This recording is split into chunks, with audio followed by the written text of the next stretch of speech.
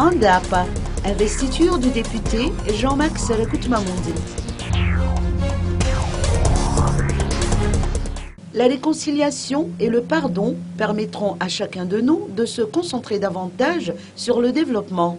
C'est ce qu'a annoncé samedi dernier Jean-Max Rakut-Mamundi, président de l'Assemblée nationale, à l'occasion de son investiture officielle en qualité de député élu d'ANDAP.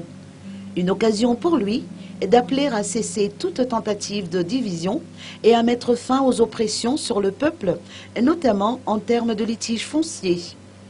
Dans son discours, le numéro 1 de l'Assemblée nationale, issu du parti politique Leader Fanilou, a fait savoir qu'il intercédera auprès des décideurs de l'exécutif en faveur de la réalisation des grands projets de développement tant aspirés par la population d'ANDAP.